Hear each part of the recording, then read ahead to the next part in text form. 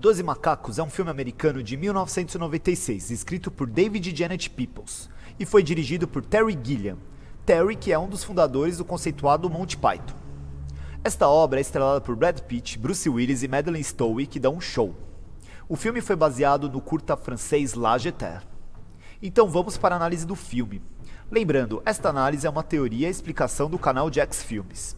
Caso você concorde ou tenha um entendimento diferente do filme, coloque nos comentários. Então vamos lá. Se você não entendeu muito bem o filme, fique tranquilo, pois esta obra-prima tenta te levar o mais próximo para dentro da mente de James Cole, que é interpretado por Bruce Willis. O filme mostra diversas confusões de nosso viajante do tempo, e quando você percebe, também está perdido neste vai e vem temporal. Após assistir dezenas de vezes este filme e debater com amigos e fóruns, consegui ter uma certeza. O potencial deste filme é muito rebelde para que a explicação seja apenas que é tudo fruto da cabeça de James Cole e que ele é um paciente do hospício, como é mostrado em uma parte do filme. Para mim, eu acho essa teoria muito domesticada, para o tapa na cara que este filme nos dá. Se você defende essa teoria, escreva nos comentários e descreva a sua ideia, porque eu vou curtir muito lê-la. Não existe explicação certa, pois este filme permite você interpretar a sua versão.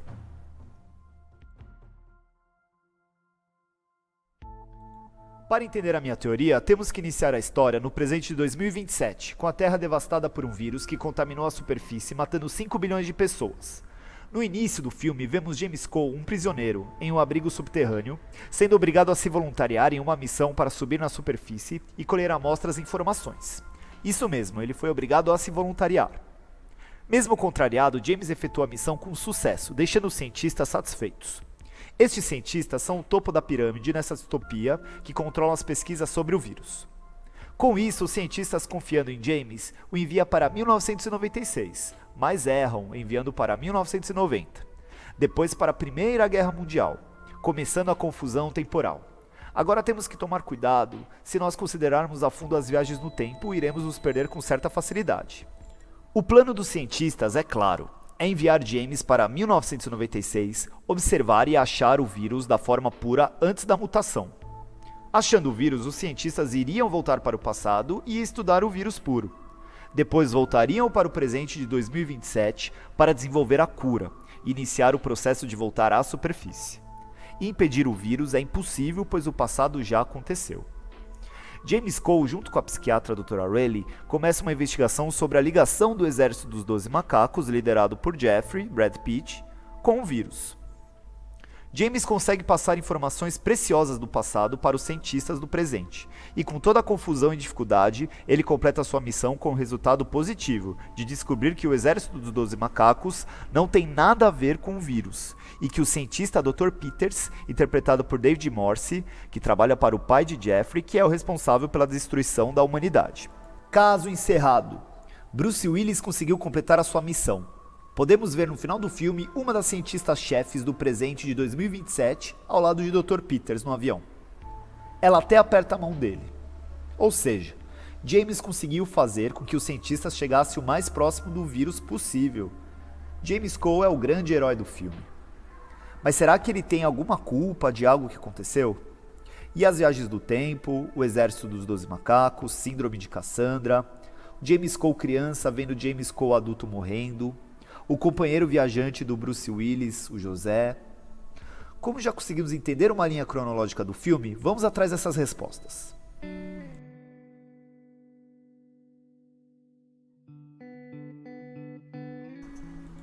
A resposta para todas as dúvidas no filme sobre a cronologia do tempo tem um nome, é James Cole e suas viagens no tempo. Essas viagens acabou criando uma espécie de fenda no tempo, ou um looping temporal, prendendo todos os personagens e eventos em uma espécie de ampulheta.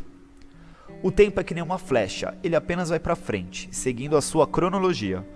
Com a volta de James Cole para 1990, este tempo sofre uma distorção e acaba fazendo com que esta flecha faça uma volta para o passado, formando um looping entre 1990, época da Primeira Guerra Mundial, 1996 e 2027.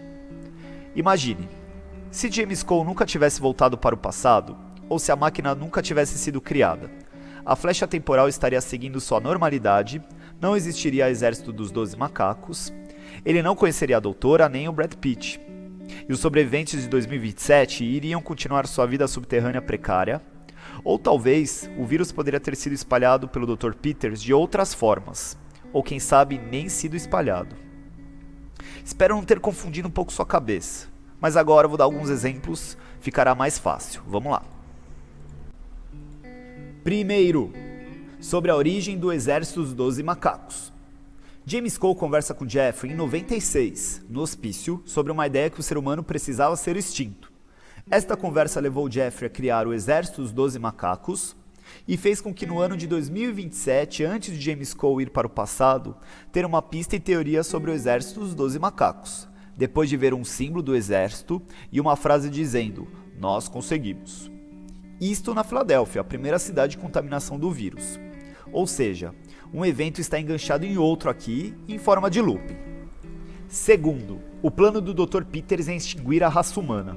Mesmo com uma postura sombria e um rabo de cavalo tenebroso, as suas aparições no filme são sinistras.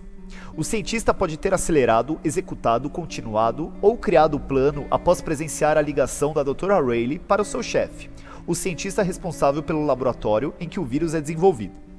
Na ligação, a doutora alerta o pai de Jeffrey que seu filho poderia roubar o vírus junto com o exército dos 12 macacos e dizimar a população.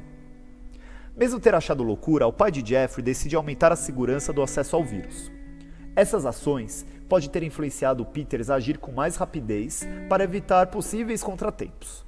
Pode ter conectado com essa história de espalhar o vírus com a sua ideologia e dar continuidade no plano que ouviu da doutora. Ou já estava tudo planejado mesmo. Isso é totalmente interpretativo.